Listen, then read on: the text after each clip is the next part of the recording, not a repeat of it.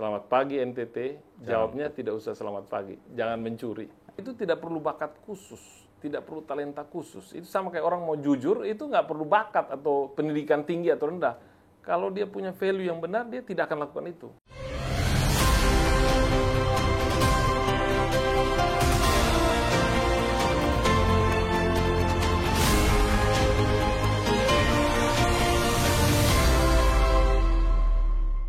Sobat Leader di mana saja Anda berada, kita kembali berjumpa dari Menara Kartika Chandra Jakarta bersama saya Freddy Ndolu.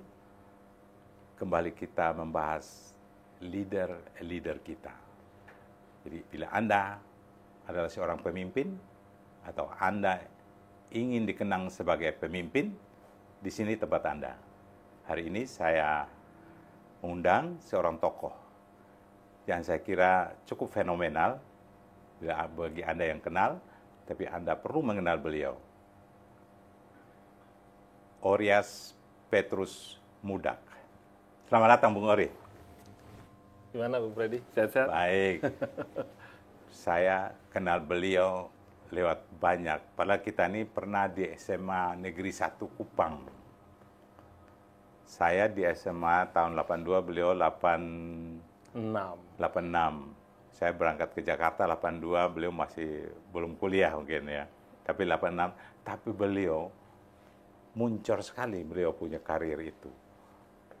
Terakhir Bung Ori yang kita kenal ini, yang sering disapa kawan-kawan, beliau ini terakhir adalah bendaharanya TPN. TPN itu tim Pemenangan nasional. Tim pemenangan nasional dari Ganjar Mahfud. Beliau independen. Karena profesionalismenya dia, yang dikenal ketika menjadi Dirut Inalum, yang membawahi sekian banyak perusahaan TBK di sana. Ada Freeport ya, ada Tembagapura, Aneka Tambang dan sebagainya itu. Sehingga mungkin itu menjadi ukuran beliau diminta untuk menjadi bendaharanya TPN. Ya, hasilnya kita lihat sekarang. Tapi sekarang ada hal yang menarik, saudara.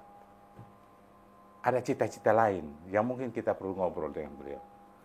Bung Ori, gimana situasi politik di negeri ini? Walaupun Anda bukan orang politik ya. Saya diminta untuk ikut di TPN sebagai profesional. Jadi kita memang masuk ke sana untuk menyumbangkan pemikiran dan juga bagaimana kita mengeksekusi sesuatu secara profesional. Kalau bilang situasi politik, saya rasa bicara jujur kalau di rapat-rapat TPN sendiri kan bendahara tidak bicara. Bendahara hanya bicara kepada ketua. Ya kan? Soalnya di mana-mana kalau bendahara terlalu cengengesan, katanya itu uang cepat habis. Jadi memang kita sama ketua dan tim saja, tim bendahara dan ketua. Ya, bendahara kan biasanya hanya bagi uang, udah cukup. Kita dari tim ada yang mencari uang, ada yang membayarkan, ada yang mencatat. Jadi seperti itu, dan saya cuma kontrol fungsi-fungsinya berjalan dengan baik. Saya mengenal Anda ketika sekian lama kita tidak pernah ketemu dalam perjalanan hidup yang membawa kita kemana-mana, tapi yang saya pernah sesuatu yang menarik bagi saya ketika Anda harus berhadapan dengan anggota Komisi 7 ya. Komisi 7 ketika Anda jadi CEO atau dirutnya PT Inalum. Ya. Wah, itu keras sekali. Apa yang terjadi waktu itu tuh? Sebenarnya itu keras karena perbedaan pemahaman. Jadi pemahaman dari anggota dewan yang terhormat waktu itu bahwa kalau kita pinjam itu pasti ada jaminan. Dan kebetulan saya ikut atau memimpin proses untuk meminjam di luar lewat obligasi untuk membeli saham Freeport, di mana sekarang Indonesia menguasai 51%. Itu di era Bung Ori ya? Ya, saya sebagai Direktur Keuangan waktu itu. Dan dirutnya adalah Pak Budi Sadikin, yang sekarang Menteri Kesehatan. Dan waktu pas saya jadi dirut, itu dipertanyakan. Dan mereka mempertanyakan mengenai jaminan. Beliau tentu punya latar belakang yang berbeda, menganggap bahwa itu harus ada jaminan. Sementara kita pinjam kan tidak pakai jaminan, tidak ada yang dijaminkan. Hanya karena kepercayaan dari investor. Nah, di situ perbedaannya dan terus-terusan jadi memanas ya. Tapi ini menarik ya. Modal kepercayaan. Berarti pada masa itu kan baru tahun lalu ya. 2018. 2018. Pada waktu itu kita tinggi-tingginya kepercayaan dunia ya pada Indonesia. Iya, dia percaya kepada Indonesia, juga percaya kepada aset yang akan dibeli. Dalam hal ini kan saham Freeport ya, yang memang juga dikenal ya. Kemudian percaya mengenai cara beroperasinya kita di MindID seperti apa, hubungan kita dengan Freeport dan anak perusahaan, kemudian tata kelola yang baik. Jadi kita itu semua yang biasa kita tawarkan kepada investor untuk membuktikan bahwa memang kita ini bisa dipercaya. Waktu di DPR saya lihat Anda menantang anggota dewan. Menjawab. Jawabnya menantang, jadi dia merasa, wah saya anggota yang terhormat loh. Ya, jadi merasa tersinggung kelihatannya jawabanmu itu. Kelihatan sampai pelan, jawabannya tenang, tapi dia yang tersinggung.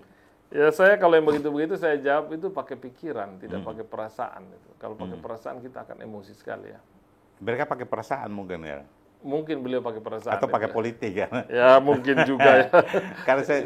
Karena Bung Ori ini kan seorang profesional, menjawab secara profesional gitu kan. Jadi mungkin reaksinya begitu. Tapi setelah itu berapa tahun kemudian Anda diberhentikan? Saya diberhentikan bukan karena itu ya. Jadi itu mungkin ada masalah lain. Kan mereka minta supaya diganti. Iya, tapi waktu itu Menteri BUMN tidak menanggapi positif permintaan mereka. Jadi itu kejadian itu Juni ya, sekitar Juni. Saya berhenti baru Oktober. Juni berapa bulan kemudian? 2021 ya. Tapi itu ada alasan apa waktu berhentinya itu? Kalau alasan di luar itu kan mungkin perbedaan pendapat dengan pemegang saham ya, mengenai ada transaksi-transaksi, tapi itu sudah lalu. Tapi waktu pas berhenti dengan jelas disampaikan ini bukan karena kinerja, bukan karena integritas, ya bukan karena hal itu, tapi memang Menteri BUMN selaku pemegang saham mau menata direksi dan komisaris di perusahaan, dan waktu itu direksi yang mau ditata. Jadi kan kita diberi kesempatan, apakah keberatan?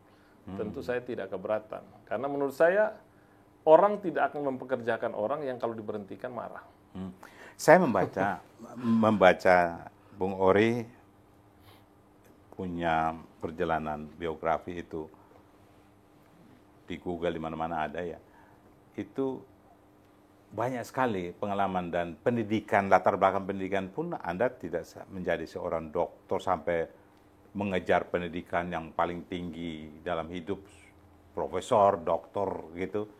Anda hanya S1. Ya. Tamat SMA jadi S1 akuntansi. Ya. Kelihatan fokusnya jelas. Memang tujuannya apa waktu itu ingin jadi akuntansi itu? Tujuannya apa? Saya kan Anda IPA ya, waktu ya, itu dari IPA. Saya dari IPA. Kemudian cita-cita sebagai orang yang sekolah di Jawa Barat semua mau ke ITB.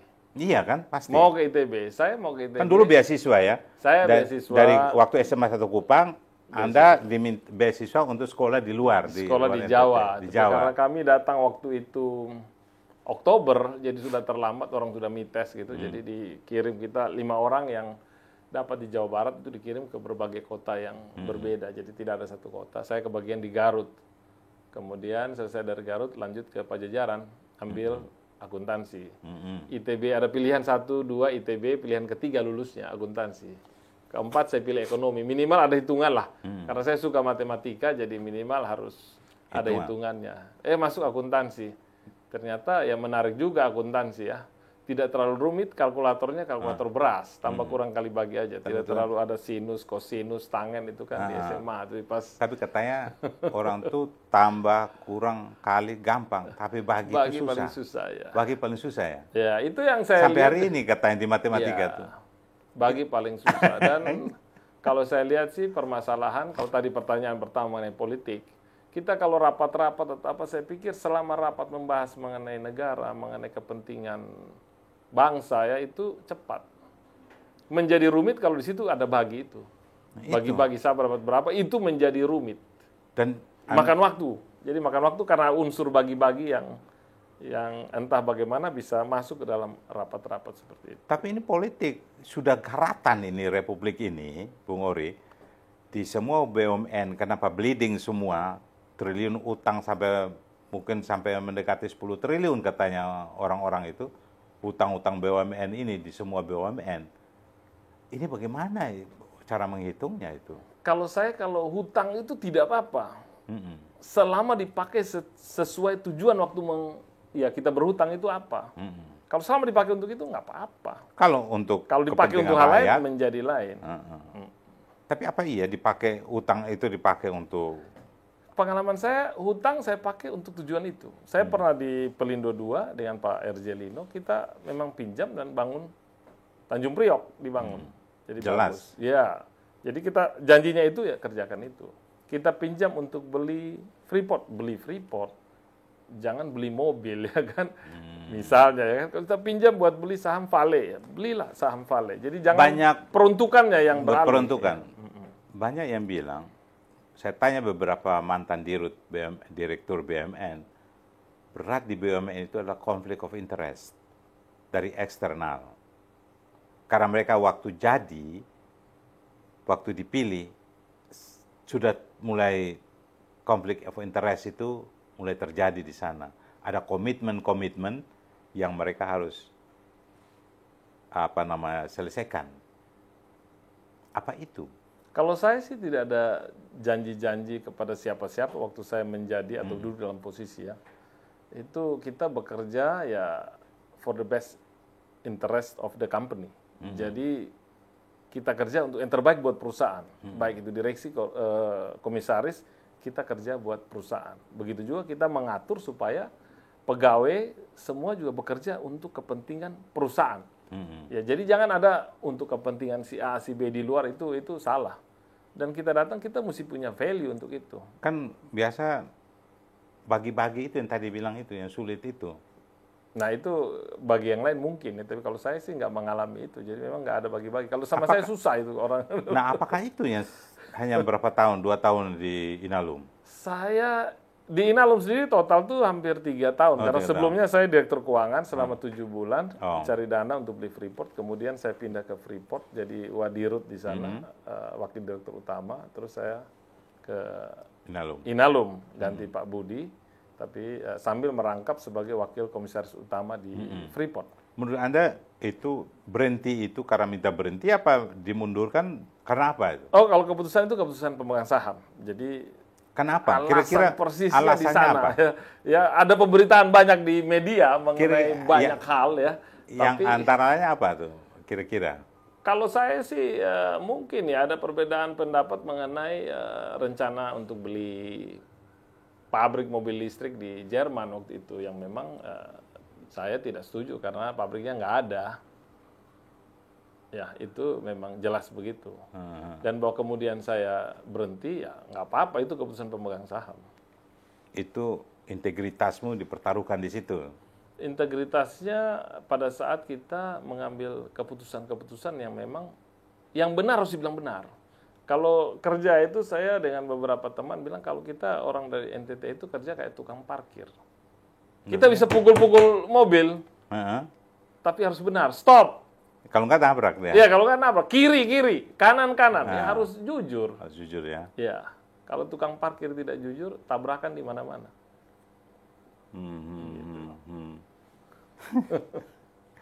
Jadi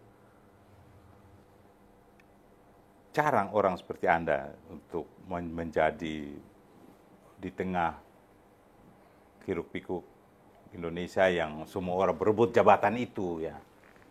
Kalau orang lain mempertahankan supaya bagaimana supaya sampai aman-aman saja biar selesai gitu. Tapi itu Anda pilih, itu pilihannya. Ya, bukan hanya saya, sebenarnya teman-teman yang ada di tim itu Saya mengajar supaya kita mempunyai value ya. Kalau kita menghargai integritas, kejujuran itu. Tapi di rootnya saja yang dimundurkan apa yang lain? Semua berhenti. Alasannya berhenti apa? Karena diganti? diberhentikan karena memang mau menata kembali. Alasannya kan mau menata kembali, jadi ya sudahlah. Iya, Kan kayak nggak itu kayak mobil listrik dari Jerman itu memang kan akhirnya kan Korea ya. Oh, Itu. yang pasti perusahaannya akhirnya bangkrut. Oh, akhirnya bangkrut ya. Bangkrut.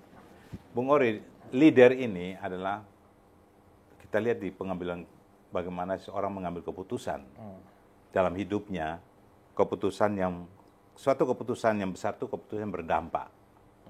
Dampak bagi dirinya, lingkungannya, dan masa depan lembaganya atau negaranya. Jadi keputusan Bung Ori mengambil langkah menolak gitu, itu kan suatu keputusan. Ya. Kira-kira waktu mengambil langkah itu sudah tahu dampaknya. Bahwa saya ini pasti akan, keputusan saya ambil ini menolak berarti akan diberhentikan ini.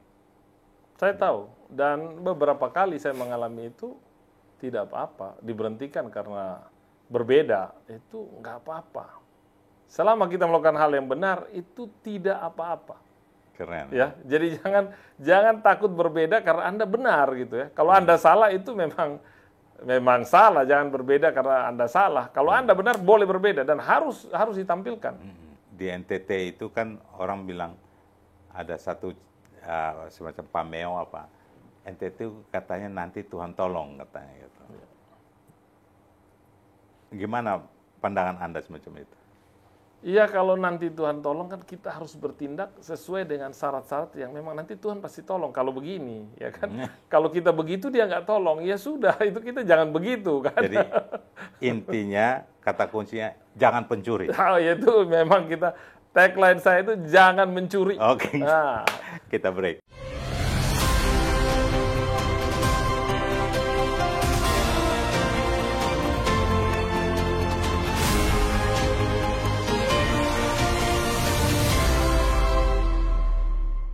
Baik Sobat Leader, dimanapun Anda berada, kita masih berada di Menara Kartika Chandra, Jakarta. Bersama Orias Petrus Mudak. Iya. Nah, ini kadang-kadang mesti mana duluan nih kan. Soalnya Simon Petrus itu kan duluan di NTT, Simon Petrus batu karang yang teguh katanya. Tadi kita bicara soal integritas, profesionalitas, dan personalitas dari Bung Petrus ini, atau Bung Ori ini. Tagline yang dia pilih, ada keinginan untuk maju menjadi gubernur NTT atau NTT 1. Begitu ya? Ya. Udah firm nih? Firm. Sudah berpikir totalitas hadapi NTT ini. Iya. Dan tagline yang dia pilih adalah jangan pencuri.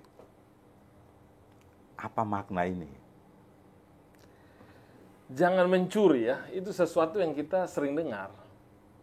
Tapi banyak kata jangan itu lupa, kita mencuri terus gitu ya. Dalam berbagai aspek kita mencuri terus. Ya, jadi saya pikir ini hal sederhana. Kalau untuk jangan mencuri itu tidak perlu bakat khusus, tidak perlu talenta khusus. Itu sama kayak orang mau jujur, itu nggak perlu bakat atau pendidikan tinggi atau rendah. Kalau dia punya value yang benar, dia tidak akan lakukan itu. Nah, kenapa jangan mencuri saya pilih? Karena saya lihat bahwa orang bilang NTT termasuk provinsi yang kalau bilang termiskin, ya, tapi juga masuk dalam kategori terkorup juga. Termiskin, terkorup. Waktu-waktu lalu itu dalam hal presentasi dari APBD-nya ya, mungkin karena APBD-nya juga tidak terlalu besar. Kalau secara absolut tentu daerah lain pasti lebih besar, tapi secara presentasi besar. Nah, yang pahitnya saya bilang bahwa ini kita di NTT ini dengan ranking 3 misalnya dalam hal korupsi ini, tapi 85% penduduknya hari Minggu ke gereja, 10% ke masjid. Ya, hari Minggu saya kalau di Kupang tenang, sedang ibadah.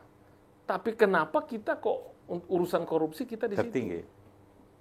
Indonesia juga begitu. Transparansi Internasional membuat ranking kita tuh jauh di bawah negara tetangga. Kayak Singapura itu dia di atas. Dia ranking 1, 2, 3 tuh pasti masuk setiap tahun. Kita ranking 110. Di bawah Timor Leste. Ya, di atas Laos. Itu bisa dilihat tuh. Sila pertamanya ketuhanan yang Maha Esa. Berarti kan ada yang salah. Ada yang salah. Dan mungkin banyak salahnya. Tapi saya cuma pilih satu. Jangan mencuri. Jadi kalau saya jadi gubernur, itu menjadi salam wajib di NTT. Salam wajib ya. Selamat pagi NTT, jawabnya tidak usah selamat pagi. Jangan mencuri. Kita saling mengingatkan supaya jangan mencuri. Dan itu harus diaplikasikan ke semua. Dalam semua proses kita. Di NTT, jangan mencuri. Jadi orang kalau mau menjabat pun ada niat untuk mencuri, jangan. Dan memang di 10 hukum Taurat kalau beragama Kristen, ya kan, itu di kitab itu kan ada 10 hukum Taurat, salah satu hukumnya kan jangan mencuri. Ya. Iya kan? Ya. Kenapa Anda pilih itu? Kan ada hukum-hukum yang lain. Hukum-hukum yang lain itu mungkin berdampak ke pribadi. Jangan mencuri itu berdampak kepada orang lain, dan kalau itu dilakukan secara masif, itu berdampak kepada masyarakat luas. Dan kalau lihat Transparansi Internasional bahwa Indonesia begitu, kita ranking 110 urusan negara-negara yang bersih ya, kita bukan negara yang bersih. Jadi itu kan introspeksi harus mulai dari kita. Dan kita kalau jadi pemimpin harus begitu, harus berani. Anda tidak bisa bilang jangan mencuri kalau Anda sendiri mencuri.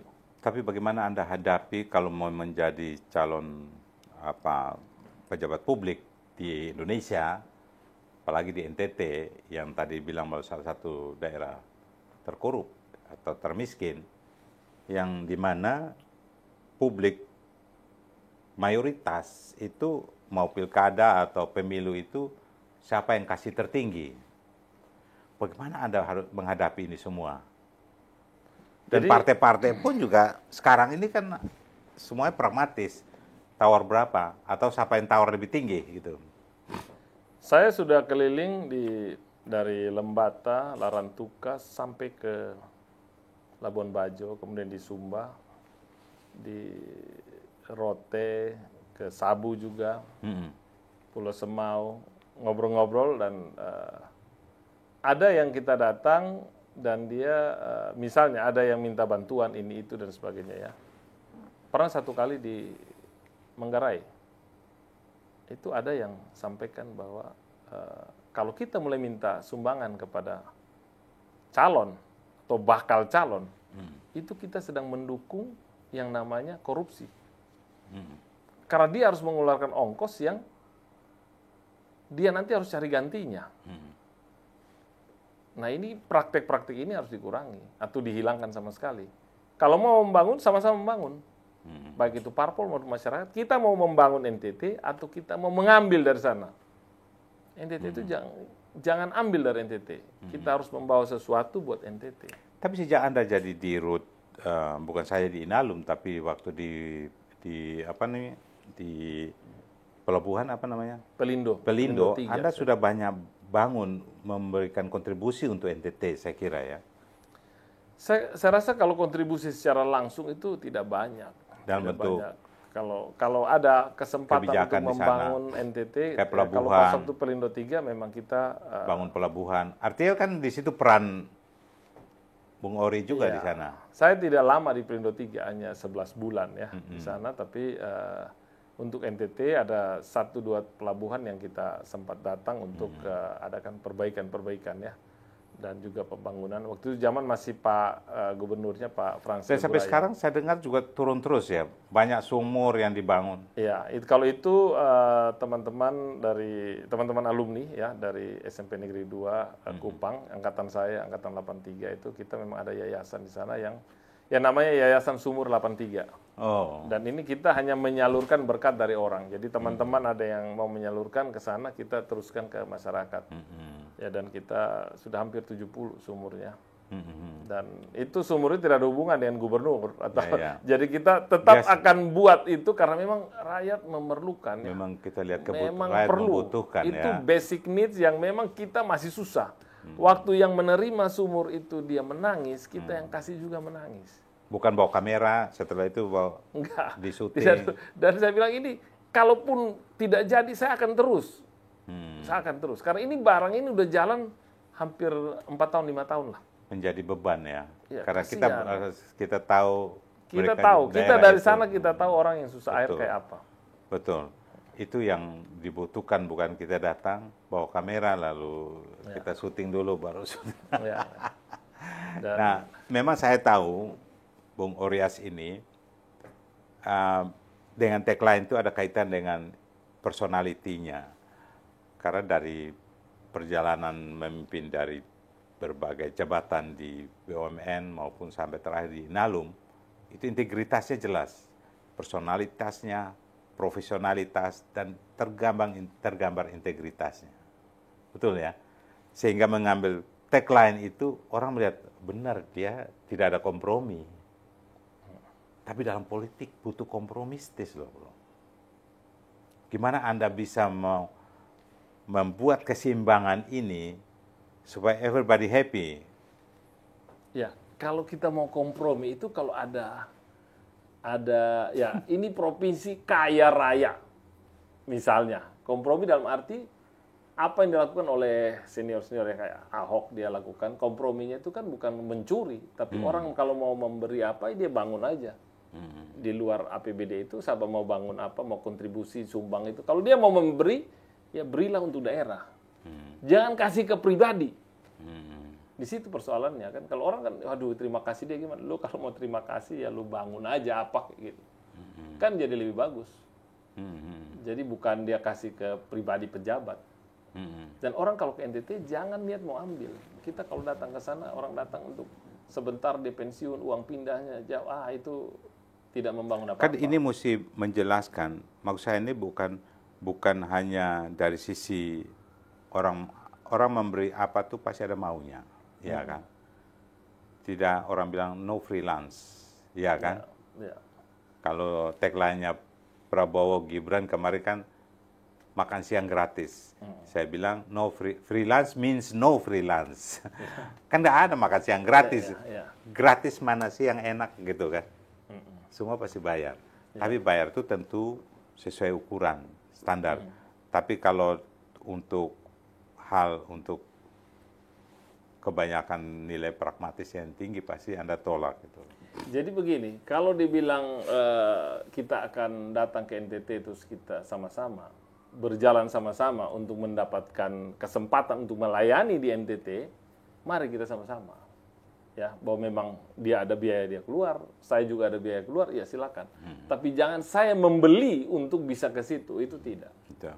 Nah, bagaimana Anda meyakinkan kepada partai politik pertama dan kemudian kepada publik rakyat NTT untuk bisa, ini dia yang kita cari, ya kan?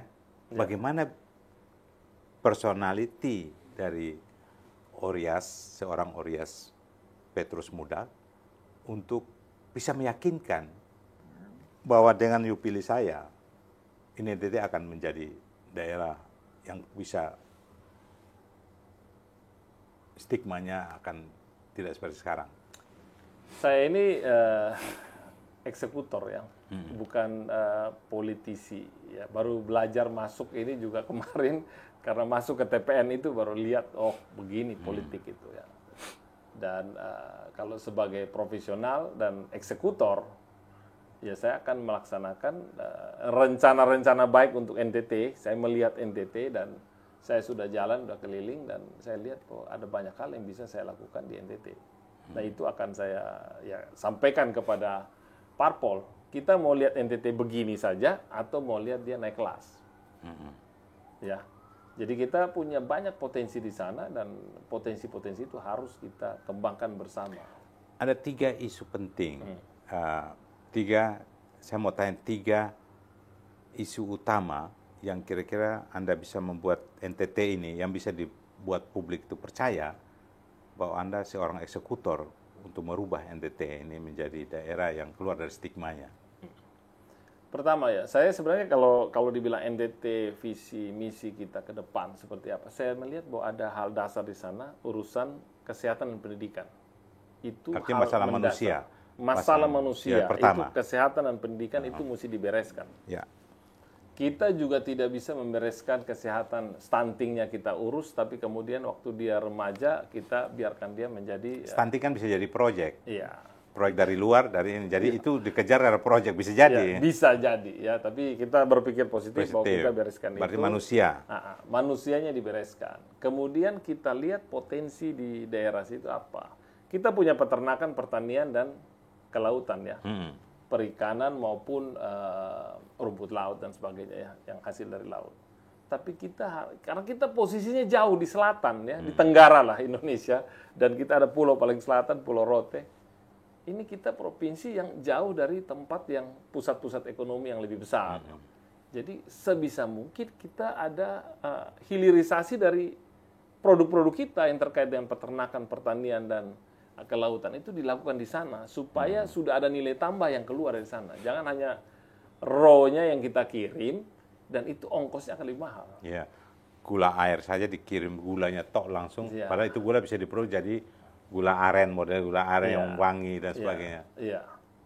Jadi itu tiga hal yang terkait dengan yang produksi ya. Kemudian satu lagi itu pariwisata. Yang pertama manusianya. Kemudian kedua itu potensi peternakan, perikanan dan pertanian. Kita bisa pertanian. Ya. Saya pernah tinggal di Israel di kibbutz ya, itu daerah pertaniannya, dan mereka itu dibandingkan NTT lebih subur.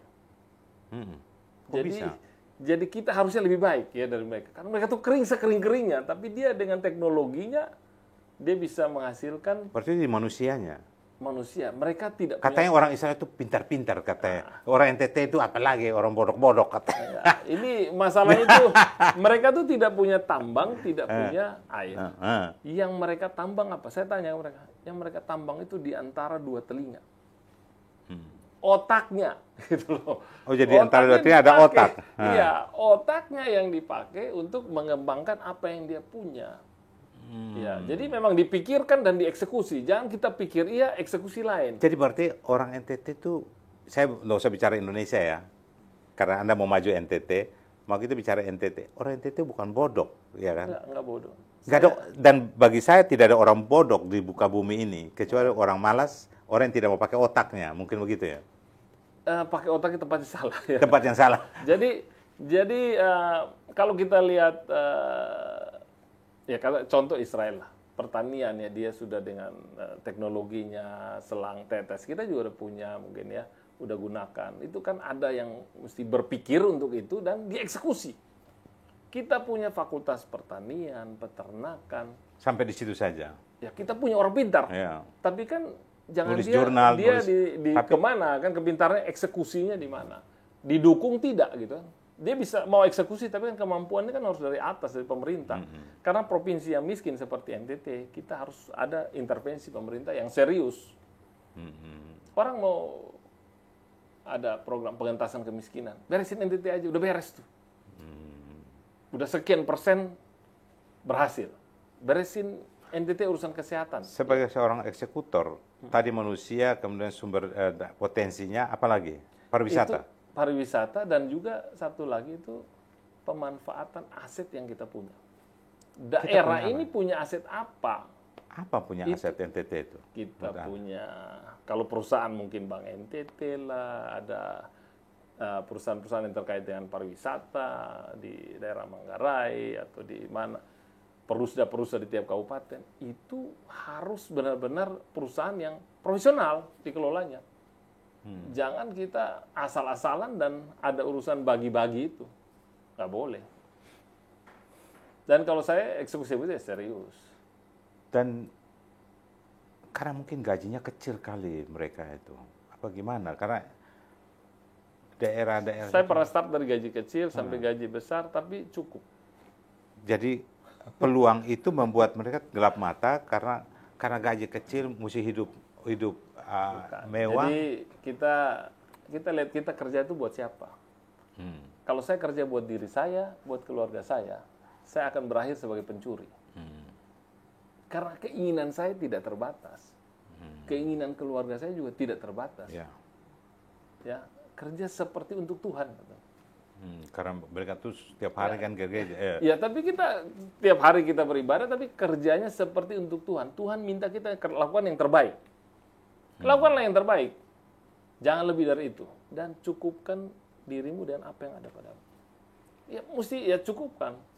Tapi apakah gaji mereka kecil, ya kan? Masalah kita cek dulu. Di sana itu kan masalah agama itu kuat sekali. Kita lihat mayoritas ya, Protestan dan Katolik. Dari Katolik di Flores itu mereka sudah ekspor mungkin udah berapa dekade ini ekspor pastor.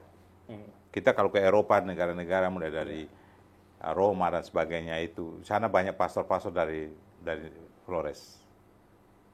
Sehingga mereka bilang Flores itu serambi Vatikan. Ya kan? Kalau di Aceh itu serambi Mekah, Flores itu jadikan serambi Vatikan. Dan di gereja-gereja Protestan di Kupang itu yang tadi bilang bahwa itu mengembangkan perdebatan soal demokrasi itu kuat sekali, nilai-nilainya mereka sangat fanatik di situ. Tapi tadi ada gapnya adalah mereka tuh tidak bisa keluar dari situ. Nah ini bagaimana intervensi supaya membuat ini jadi potensi membangun NTT. Jadi dengan kehidupan keagamaan di sana, ya kita bersyukur ya bahwa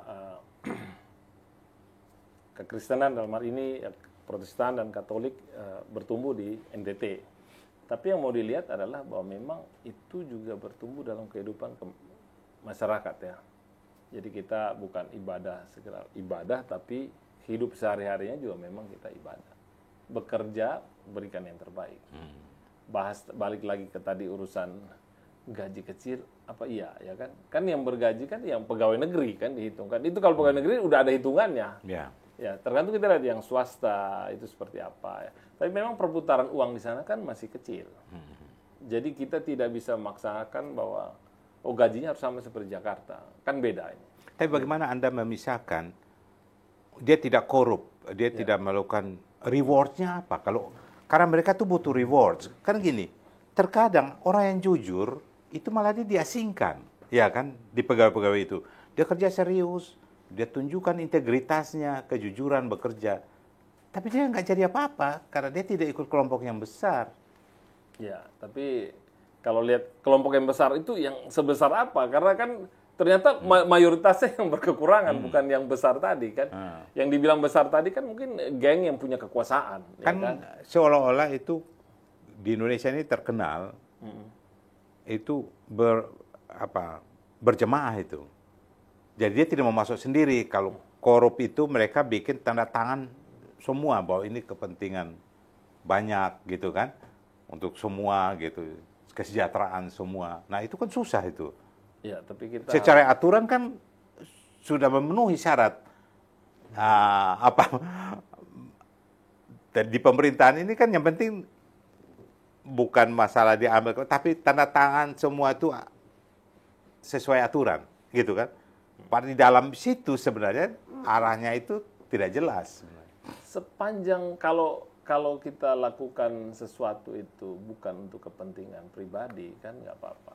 Tapi kalau once dia masuk itu pribadi kan menjadi mencuri. Maksud saya tuh bagaimana Bung Ories, kalau Anda jadi gubernur, bagaimana Anda melihat orang-orang, karena 10 orang yang jujur saja dari sekian ribu atau juta ratusan ribu orang yang bekerja, itu sudah menjadi role model, agen perubahan, kan agent of change, agent of development.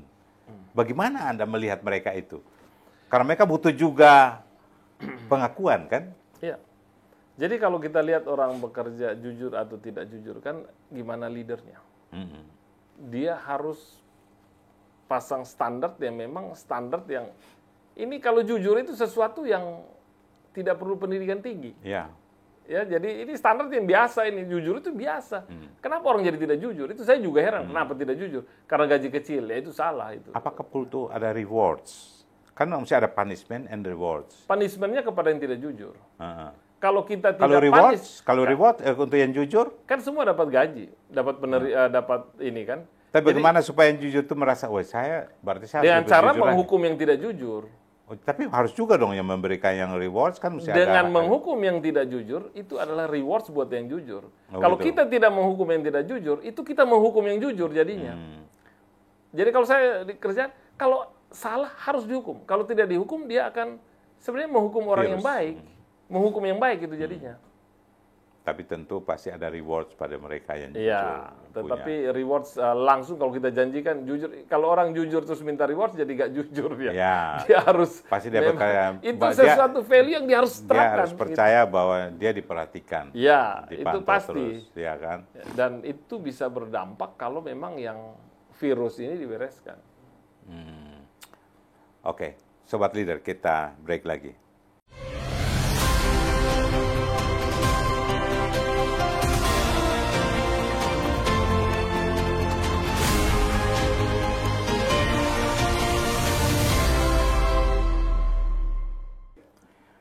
Sobat Leader, Anda masih bersama kami dengan Bung Orios Petrus Mudak. Beliau adalah bakal calon gubernur NTT atau NTT 1. Sudah firm nih. Pertanyaan saya adalah, pintu mana nih? Dari pintu mana Bung Ori mau maju NTT? Secara integritas, secara profesionalitas, secara personalitas, sudah masuk. Bahwa Anda mengambil keputusan yang besar sudah pernah. Walaupun itu berdampaknya tidak enak bagi diri sendiri, tapi bagi yang lebih luas itu banyak merasakan. Nah, pertanyaan saya, gimana pintunya? Biasa di partai politik kan maju jadi presiden atau apapun lewat pintu partai. Itu konstitusional. Ya. Gimana sejauh mana Anda? Jadi ada pilihan, kita mau lewat partai atau independen. Independen. Saya pilih partai. Nggak mau independen? Tidak akan independen. Kalau Kenapa? independen berarti memang saya tidak ke situ. Tidak dipanggil untuk NTT. Oh gitu. Ya, saya merasa terpanggil untuk NTT. Oh, itu konstitusional juga loh. Konstitusional juga, tapi Pilihan. pilihan bahwa saya memilih lewat partai. Sekarang persoalannya partai mana? Partai mana ini kalau NTT itu untuk DPRD itu kan 65 kursi dan syarat untuk mencalonkan gubernur itu 20%-nya, itu 13 kursi. Kita akan cari partai yang minimal bisa 13 kursi. Nah, ini sambil menunggu atau mungkin sudah keluar ya dari KPU partai-partai yang bisa 13 kursi ternyata untuk sendiri tidak ada. Jadi harus dari beberapa partai, Join partai. 2-3 partai minimal untuk bisa maju atau mencalonkan menjadi gubernur. Sekarang ini saya lihat bahwa banyak sekali yang mengatakan bahwa dia mencalonkan diri, bakal calon dan seterusnya ya. Tapi kan kalau orang merit sebelum ada janur kuning kan masih belum. Masih mungkin. Nah, dan pendaftaran ke KPU itu masih Agustus 27. Oh, Agustus ya. Agustus Ini 27. Mei, besok nih April, Mei, Juni, Juli. Agustus. Akhir. Jadi 5 bulan. 5 bulan lagi akan kita lihat partai itu, partai-partai ini minimalkan 2 atau 3 partai. Kemarin kan Anda di TPN-nya Ganjar. Ya. Menurut saya, satu modal untuk dapat dari pintu PDI Perjuangan. Biasa orang kalau lihat integritas bekerja, pasti terukur juga. Ya. Dan itu satu. Dan PDI Perjuangan kalaupun ada tidak mungkin sendiri. Dia harus berkoalisi dengan partai-partai lain. Iya. Ya, PDI Perjuangan ya satu kemungkinan, Hanura ada di situ satu kemungkinan juga, ada Perindo juga di Ada situ Perindo. ya, ada kemungkinan ya. Itu 3 yang saya lihat ada kursi di NTT, tapi partai-partai lain Golkar, Gerindra juga ada kemungkinan. Saya terbuka, kan belajar politik bahwa ternyata politik itu kan kepentingan. Kepentingan. Dan kalau partai-partai ini melihat bahwa secara kepentingan saya orang yang cocok untuk NTT, ya. tentu pintu akan terbuka kalau saya ketok, ya kan. Ya.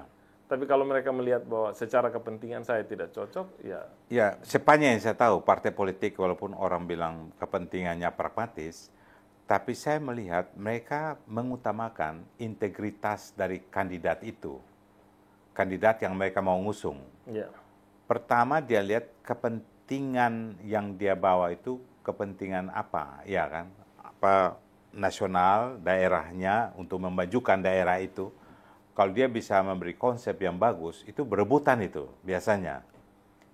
Kemudian mereka lihat personalitinya orang itu. Personalitinya kayak apa nih orang? Dia dari mana dan dia gimana ngomongnya, dia pernah lompat-lompat ini apa tidak, atau dia beli partai apa. Biasa dilihat itu.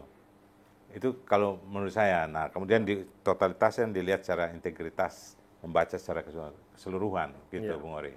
Itu menurut saya yang saya lihat. iya. Dan saya setuju ya seperti itu. Dan dalam hal ini yang saya tawarkan adalah bahwa kita melihat kepentingan NTT. NTT itu ada di situ. Kita mesti memiliki kepentingan yang sama untuk mengangkat dia naik kelas.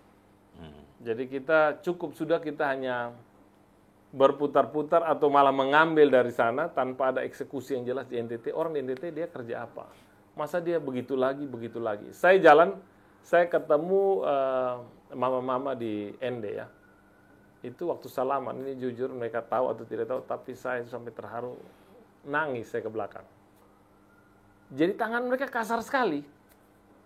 Kenapa? Mama-mama ini. Mama-mama ini kumpul semua. Ternyata mereka adalah istri-istri yang memang ditinggal oleh suaminya, mereka bekerja untuk keluar. Ya. Jadi buruh migran. Dan mereka ada yang berangkat legal, ada yang ilegal. Ada yang sudah pulang meninggal. Ya, kalau lihat begitu kan kasihan. Jadi kita lihat, saya salaman aja udah mau nangis. Udah nangis saya ke belakang kan. Balik lagi duduk ngobrol lagi dengan ya ada Romo yang memang bersama-sama dengan mereka. Dan mereka harus bekerja sangat keras karena tangan mereka kasar sekali. Pasti Anda tahu juga, setiap tahun itu di atas 100, Hampir 200. hampir 200 sekarang kan, mayat, 100 peti mayat yang iya. dikirim. Dan mungkin di isi perutnya udah nggak ada. Saya tanya ke Romo itu, bagaimana waktu memakamkan? Mereka cukup lihat kacanya, terus ini orangnya. Oh, nggak boleh buka? Karena jenazahnya udah 15 hari baru sampai kan. Kalau mau dibuka, terus otopsi lagi, biaya lagi. Iya. Mereka berangkat, itu harus pinjam. Sampai di sana mereka kerja, nggak bisa kirim uang karena mereka ilegal. Jadi yang tinggal itu harus kerja untuk bayar utang, untuk memberangkatkan mereka. Terus pas mereka datang, ya harus terima apa adanya jenazahnya.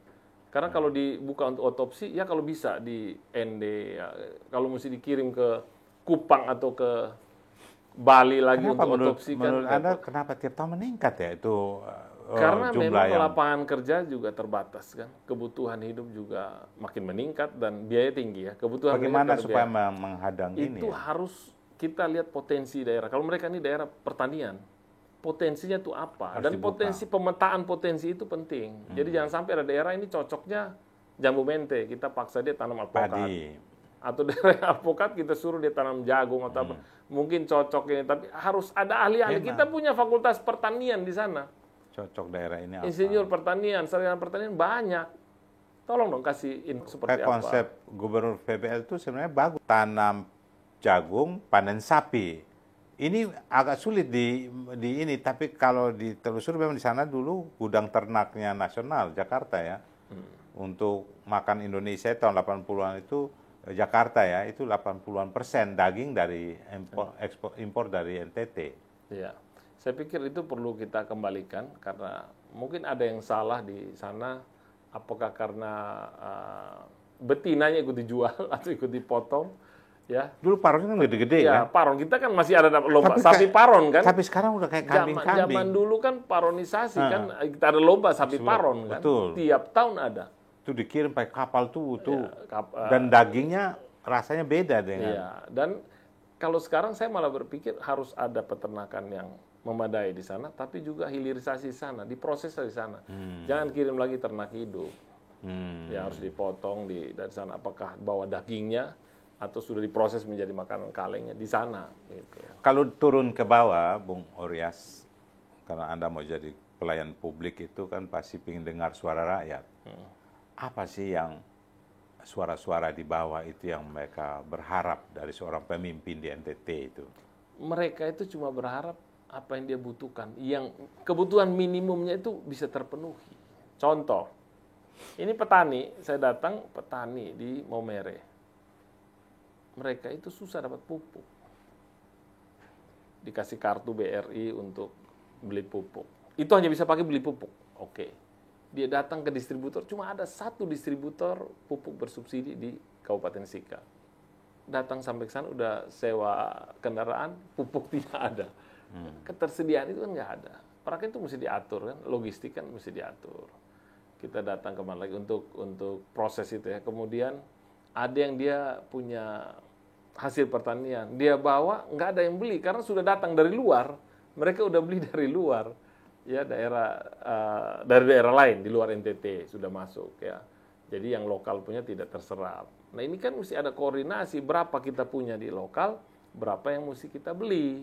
Kita menghasilkan tomat misalnya, tapi petani yang menghasilkan tomat tidak terjual tomatnya karena sudah dibeli tomat yang dari luar datang. Karena itu banyak mafia juga soal pupuk dan sebagainya. Bukan, ya kalau pupuk saya nggak tahu, tapi kalau hasil pertanian itu bukan mafia, tapi lebih kepada tidak ada yang berhitung, yang menghitung itu. Jadi kadang-kadang pasien petani. Berapa sih kebutuhan satu kabupaten ini, kebutuhan akan tomat misalnya.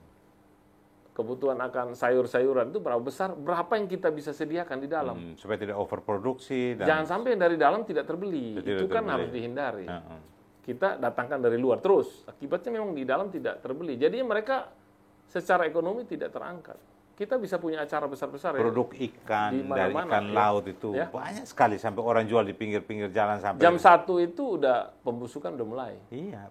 Kalau di Kupang mungkin mulai jam 11 kali karena panas ya minta. Iya. Jadi datang pagi-pagi nelayan bawa ikan, siang dia udah harus bergumul ikan tidak laku atau bagaimana. Saya kira Bung Oris punya karena cukup lama di BUMN, kenal semua bagaimana strategi, bagaimana hubungan dengan para pengambil keputusan di BUMN, di pemerintah, sehingga saya kira itu mudah ya bagaimana menyelesaikannya untuk masalah pupuk dan produk pertanian gitu.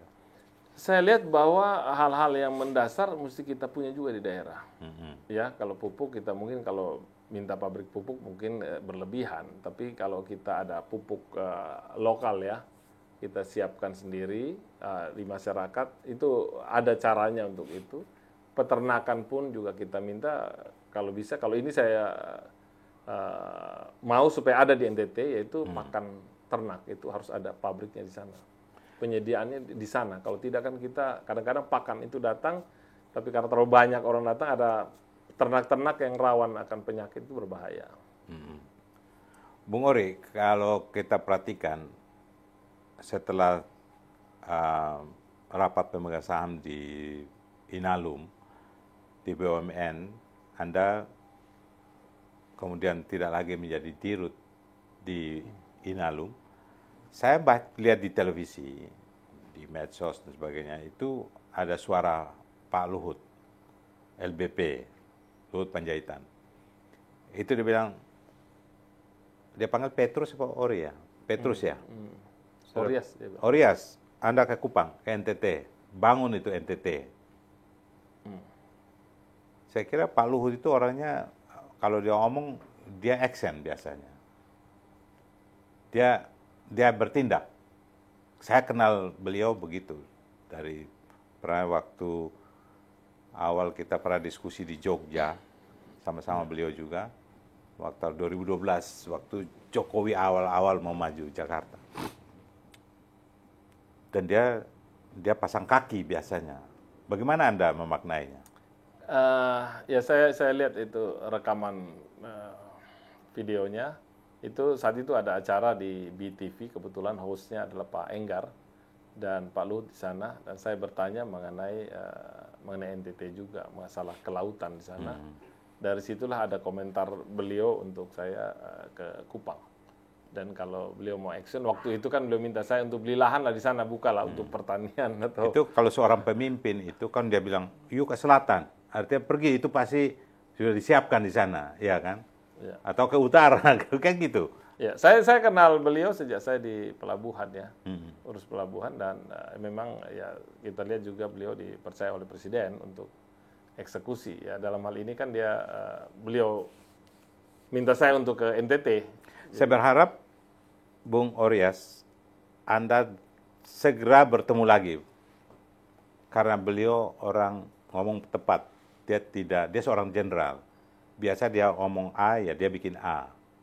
Maka datang dalam waktu yang singkat, sesingkat-singkatnya, Ya. dia akan buktikan itu pada Anda. Saya kira ini saran saya, terserah. Ya. Saya terbuka untuk bertemu dengan beliau dan juga dengan ya dalam hal ini kalau partai-partai ya saya terbuka juga karena memang saat ini adalah saat untuk ketuk pintu istilahnya. Ya supaya kita bisa diterima di ruang tamu dan kita bicara dan kita lihat bagaimana kepentingan terhadap NTT itu bisa kita selaraskan antara parpol dan juga dengan saya ya. Jadi kalau memang cocok ya kita akan maju. Pertanyaan terakhir saya, seberapa yakin Anda bisa dapat pintu maju menjadi calon, ini kan baru bakal calon, menjadi kandidat NTT 1? Saya sangat yakin. Berapa persen kalau ukuran? Keyakinan saya itu jalan tuh yakin 100%. 100%. 100% yakin bahwa pasti ada yang mau. Karena kalau orang melihat NTT, jadi jangan cari orang yang mau jadi gubernur.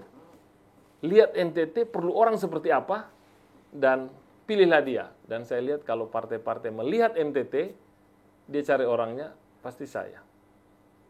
Kalau ada 3 orang, 1 di antara. Sejauh ini, sampai hari ini kita bicara ya, kalau mereka lihat NTT, cari orangnya. Jadi kalau ada 2 orang pilihan, 1 di antaranya Anda. Kalau tinggal 1 orang ya Anda ya berarti. Ya. Kalau mereka lihat orang dulu baru ke NTT, bisa dapat siapa saja. Tapi kalau mereka lihat NTT dulu, mereka akan dapatnya saya. Anda pernah sudah ketemu Pak Jokowi? Pernah. Saya kalau ketemu resmi itu 2 kali. Saya waktu di Pelindo dan sekali saya di Inalum. Ketika dilihat integritasmu, bagaimana memimpin Inalum, apa komentarnya? Saya nggak tahu, karena komentarnya nggak ke saya, pasti ke orang lain. Jadi saya nggak pernah dengar beliau ngomong apa mengenai saya juga. Dan yang pasti, ya pas pertemuan itu kan, pertemuan beliau berkunjung ke Bali dan sekali saya datang ketemu di Bogor. Cuma 2 kali. Oke. Saya kira yang penting pesan saya, segera bertemu Jenderal Luhus Binsar Panjaitan. Oke, terima kasih. Terima kasih. Ini kayaknya gengnya Pak Luhut nih. Kalau udah saya ke Pak Luhut terus. Ya. Sobat Leader, demikian 1 jam bersama Oryas Petrus Mudak. Dokter Andus apa? Saya itu sarjana ekonomi akuntan. Sarjana ekonomi. Jadi bersama Oryas Petrus Mudak, sarjana ekonomi, seorang akuntan. Dan saudara, mudah-mudahan apa yang kita bicarakan ini juga semacam doa untuk cita-citanya memimpin NTT 1. Itu mendapat pintu dan terpilih dengan suara terbanyak. Saya Freddy Ndolu bersama Bung Ori. Sampai jumpa lagi. Jangan mencuri.